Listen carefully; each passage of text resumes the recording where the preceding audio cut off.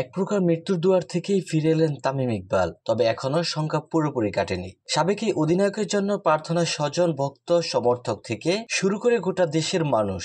দীর্ঘ সময় একসঙ্গে 22 গজে দেশের প্রতিনিধিত্ব করা সতীর্থের জন্য দোয়া চেয়ে এবার নিজের ফেসবুক পেজে পোস্ট করলেন টাইগার অলরাউন্ডার সাকিব আল হাসান। সোমবার 24 মার্চ রাতে এক পোস্টে সাকিব লিখেছেন, আজ আমার জন্য বিশেষ দিন, কিন্তু মনটা পুরোপুরি আনন্দে নেই। কারণ আমার প্রিয় সতীর্থ ও বন্ধু তামিম ইকবাল অসুস্থ। মাঠে আমরা একসঙ্গে অনেক লড়াই করেছি, অনেক স্মৃতি রয়েছে, আর সব সময় চাইবো আমাদের এই পথ চলা আরো দীর্ঘ হোক। তামিমের সুস্থতা কামনা করে সাকিব আরো লিখেছেন, তামিম, তুমি বাংলাদেশের ক্রিকেটের অন্যতম বড় শক্তি। তোমার দ্রুত সুস্থতা ও মাঠে ফিরে আসার জন্য দোয়া করছি। এ সময় তিনি আরো লেখেন, ইনশাল্লাহ তুমি খুব তাড়াতাড়ি সুস্থ হয়ে আমাদের মাঝে ফিরে আসবে।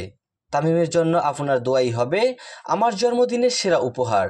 দোয়া করবেন আমার ভাই তামিম যেন দ্রুত সুস্থ হয়ে আবার মাঠে ফিরতে পারে, যোগ করেন সাকিব আল হাসান।